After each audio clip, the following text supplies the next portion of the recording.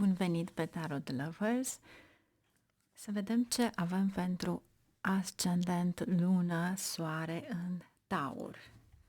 Ce avem pentru voi? Energiile curente.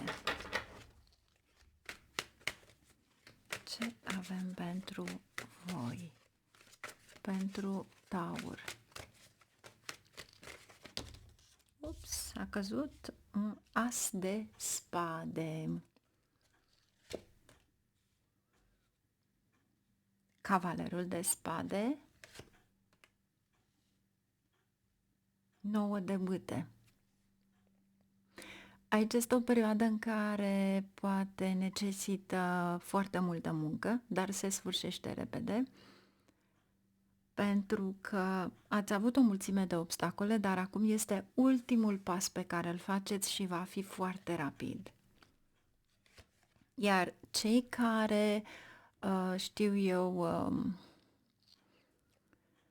doriți să studiați, este o săptămână sau mai bine zis câteva zile acum foarte bune pentru studiu, mai ales cei care sunteți plecați de acasă sau într-un loc izolat, să zicem. De ce? Pentru că aveți asul de spade și cavalerul de spade. Sau încercați, cu alte cuvinte, să vă găsiți un loc al vostru în care să citiți, să faceți ceva. Justiția. Eu aș spune că într-adevăr vă aduce ceva legat de niște examene sau poate chiar doriți să faceți ceva aici. Dar să vedem, justiția ține și de comercializare și de acte. Să vedem ce vrea să ne spună. Dacă doriți să faceți un credit și poate până acum nu ați avut niciun răspuns sau pur și simplu nici nu a fost luat în seamă, să știți că perioada aceasta, poate chiar săptămâna aceasta, vă facilitează acest lucru. Deci e posibil unei dintre voi care doresc un împrumut, se face aprobarea acelui împrumut. Da, se face aprobarea acelui împrumut. 9 de monede din nou. Deci ceva se întâmplă aici, ceva este ce vă spune că va veni. Dar în același timp e și o perioadă în care parcă vine ceva din trecut, o conexiune din trecut, cineva care îți cere ajutorul. Să vedem acum ce avem aici. Ce vrea să ne spună de fapt. Iar dacă sunteți la locul de muncă, să știți că la locul de muncă va fi o perioadă în care vor veni foarte multe oportunități la care să vă gândiți, dar poate și ceva la care vă specializați pentru un loc mai bun.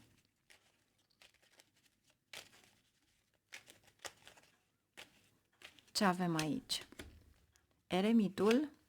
Deci, exact cum am spus, dacă ești undeva departe de casă și vrei într-adevăr să studiezi, concentrează-te pe studiile tale pentru că vei reuși și posibil să ai examene.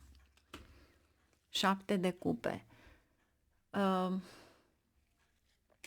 Aș spune că e o provocare.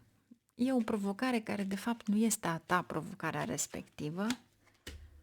3 de bâte. Pentru tine sunt planificările și nu visele deșarte.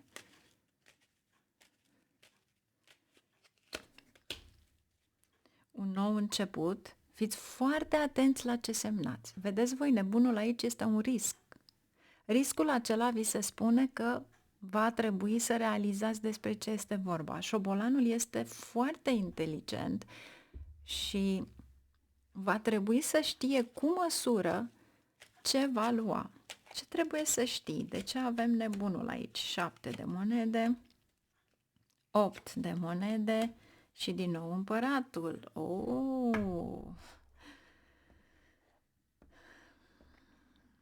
O informație subtilă și foarte frumoasă. În momentul în care luați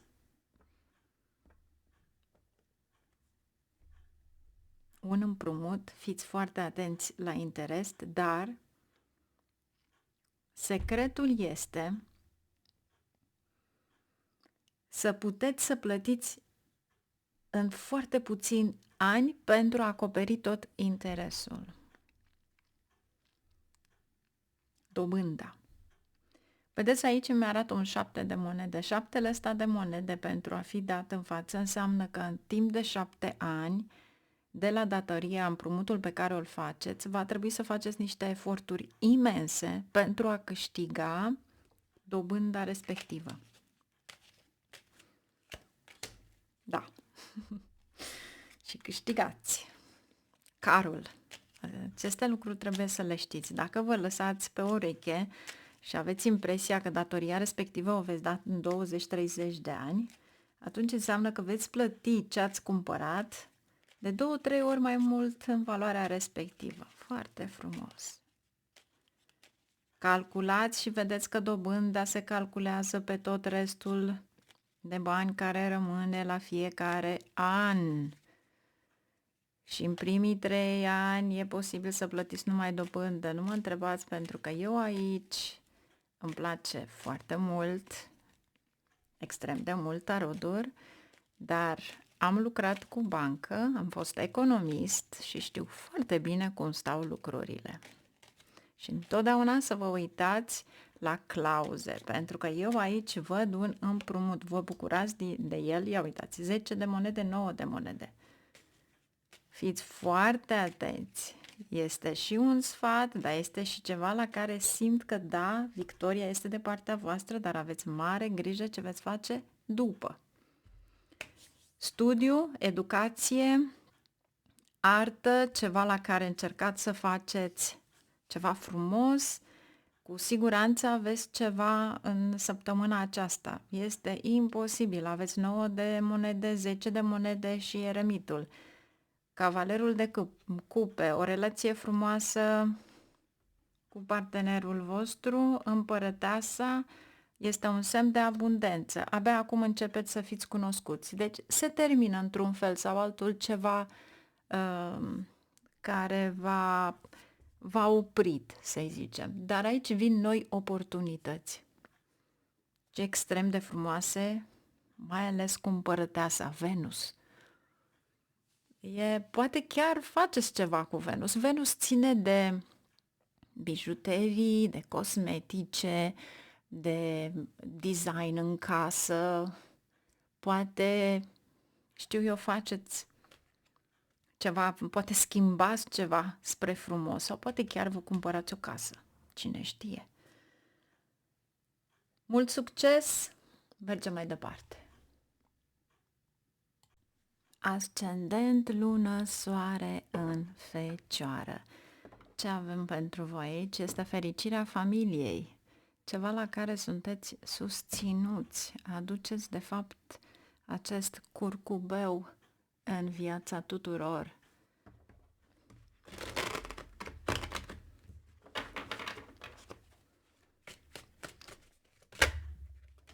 Trei de cupe, abundență.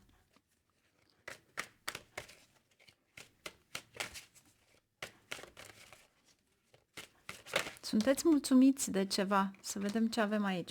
Tocmai am spus că sunteți mulțumiți de ceva și avem și un 4 de cupe și avem și un 6 de spade. Va trebui să planificați o călătorie în străinătate. Pentru un moment nu acum, dar asta vi se spune. Iar aici aveți împărăteasa, cavalerul de cupe, 9 de monede și 7 de cupe. Aici este ceva monetar, ceva care vine în viața voastră, ceva la care nu vă așteptați, poate chiar pământ, poate fi imobiliare, poate fi chiar o casă, o investiție pe care o faceți.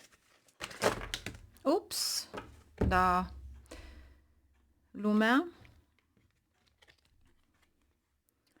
Regele de bâte, nebunul, asul de săbii, 10 de spade și 9 de bâte. Ceva la care voi așteptați Deci așteptați un răspuns poate în privința cuiva sau unei afaceri, dar aici este și ceva ce ține de o reînnoire, aș spune.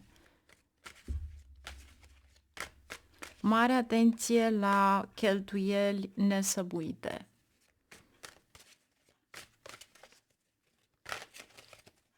Aici este o nouă cale de a găsi poate abundența. Ce avem aici? Cavalerul de săbii. Wow, cineva spune adevărul. Și aia sunteți voi. Wow. Puneți la punct pe cineva. Și am senzația că puneți la punct ceva ce ține de oameni guvernamentali.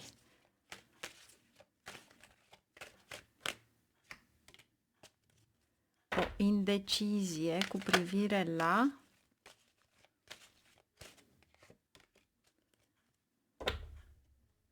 cinci de cupe. E un fel de tranziție către ceva nou, iar aici avem regina de monede, voi, 4 de monede, regele de cupe, asul de monede și 9 de cupe. Deci, pentru unii dintre voi, poate plănuiți o călătorie peste hotare, nu este acum, dar vă gândiți la acel lucru. Aveți acest 6 de spade. După care aici aveți o investiție care ține de imobiliare sau casă, care pur și simplu vă va aduce un profit. 5 de monede. Fiți atenți să nu cheltuiți bani pentru că veți intra într-o criză. Eremitul, voi, prezența voastră. Aici acționați ca la carte, cum s-ar zice. Am senzația că încercați să aflați ceva și parcă din acea perioadă în care voi ați simțit că este o perioadă stresantă, dați la o parte absolut totul și pentru că mențineți un comportament pozitiv, o să vă ajute cei care sunteți salariați la o promovare, cei care lucrați singuri, la ieșirea la suprafață.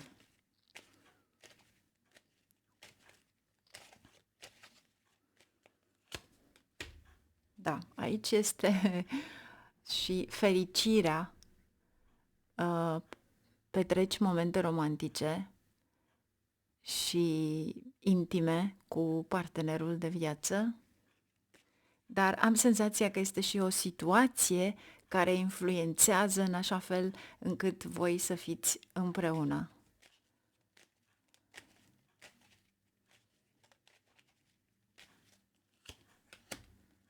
Regina de bâte, este energia voastră aici.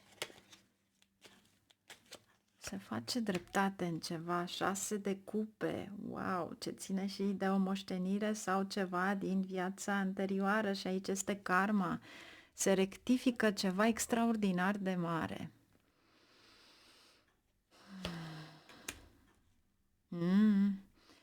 Pajul de spade vine ca un ciripit la urechea voastră să vă spună de fapt despre ce este vorba. Vedeți, aici este imaginea pe care o aveți împreună voi doi, iar aici este 6 de bâte, recunoaștere.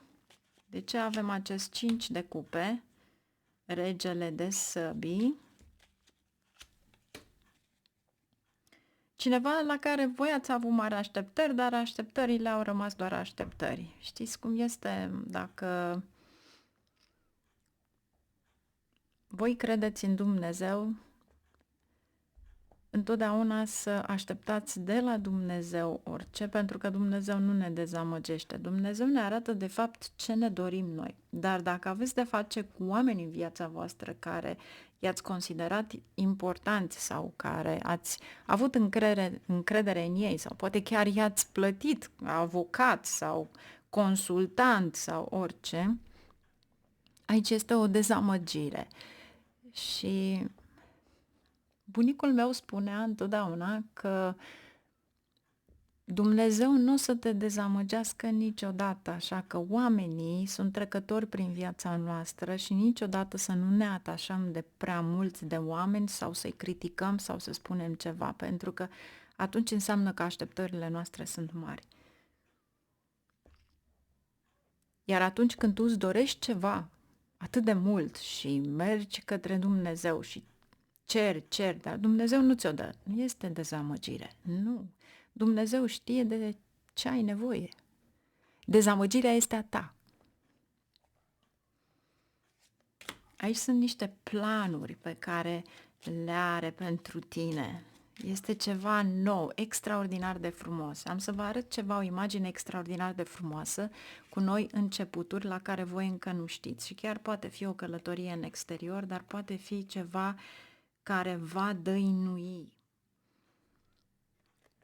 Deci am să încerc să fac zoom pe cât posibil. Vreau să vedeți aici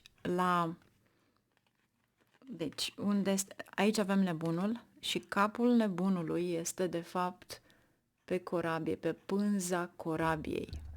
Acum când vrem să facem zoom, nu se face zoom. Dacă nu vrem, merge singur. Deci, cred că vedeți din foarte puțin aici. Ceea ce vrea să vă spună este să fiți pregătiți pentru orice. Pentru că, într-adevăr, este un nou început pentru voi. 9 de cupe este dorința voastră. Ceva se împlinește, este extraordinar de frumos. Aveți de 2 ori justiția. Se face dreptate, veți spune un adevăr, veți lovi foarte tare, cuvinte puține, dar la subiect, asul de spade întors. Bravo, fecioarelor! Mergem mai departe, succes! Ascendent, lună, soare în Capricorn. Haideți să vedem ce avem aici pentru voi. Ce trebuie să știți.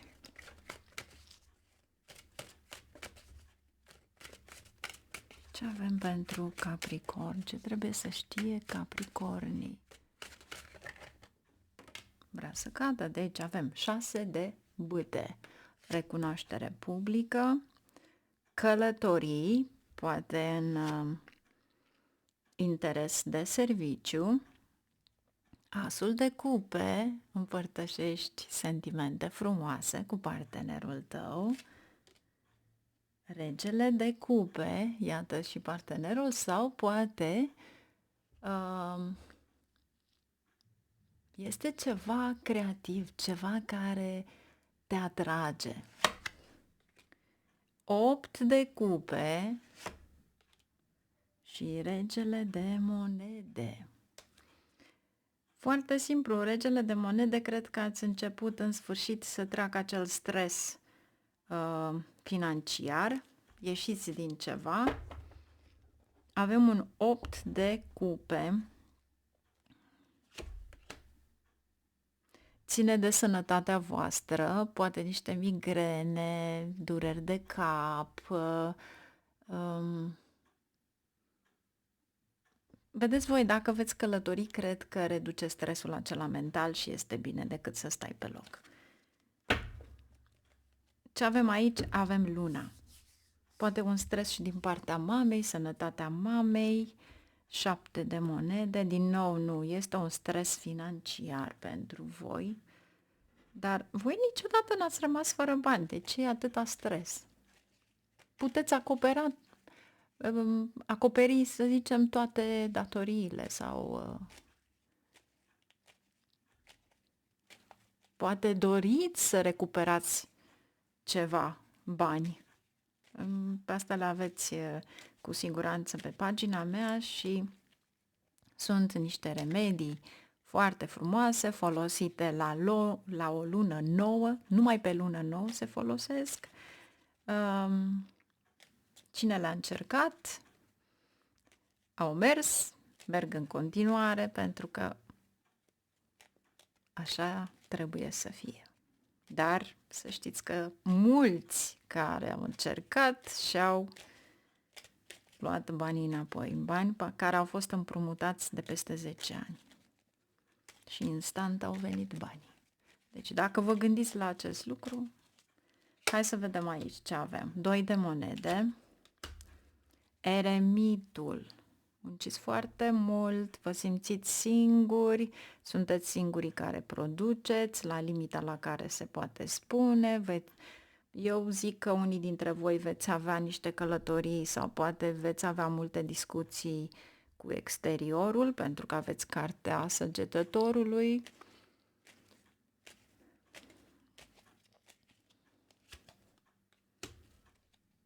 Carul, deci aici înseamnă dăruirea pe care o faceți, respectul pe care îl au ceilalți față de voi, împăratul. Fiți atenți la politica de birou și mențineți poate un comportament, să zicem, profesionist, pentru că aici împăratul e puțin mai mult ego. Dar sunt multe, foarte multe conexiuni profesionale. Ce avem aici pentru voi? Justiția, un schimb poate de informație, împărăteasa, ceva total nou, care vine poate prin deplasările voastre, dar încă ceva. Aici sunt eforturile voastre, dedicarea voastră, cei care aveți studii. Să știți că perseverența pe care o puneți aici, cu siguranță veți lua ceea ce vă propuneți, pentru că aveți împărăteasa și justiția. Aveți studiu, cercetare, ceva nou. Dar cine nu este, atunci împărăteasa poate fi casa și atunci vor fi cheltuieli ale gospodăriei, să zicem.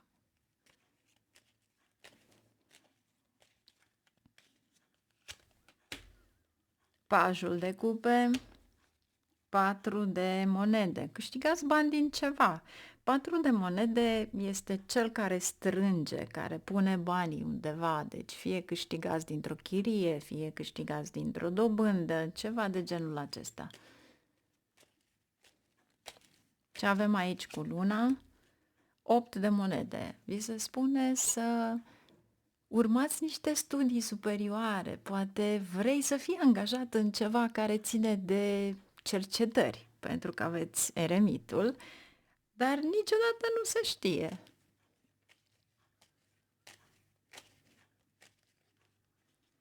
Ce avem aici pentru voi? 5 de spade. Îndrăgostiții.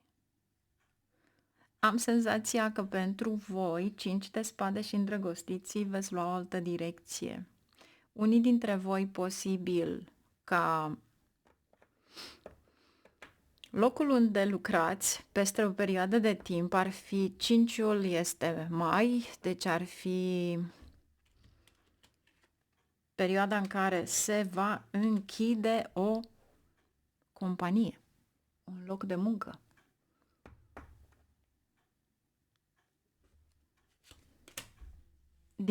Din care veți fi recompensați cu ceva, voi, 6 de spade, ceva care va fi totuși folosit mai departe, sau poate unii dintre voi veți călători, veți afla ceva, dar ceea ce văd eu aici este să nu cheltuiți banii respectivi, pentru că parcă nu se mai arată acea sursă pe care ați avut-o înainte. Iar eu v-aș spune să recuperați niște datorii pentru a vă simți relaxați. 6 de monede, Diavolul și 6 de spade. Recuperați ceva pentru a avea acea bază materială. Numai bine, la revedere, mult succes!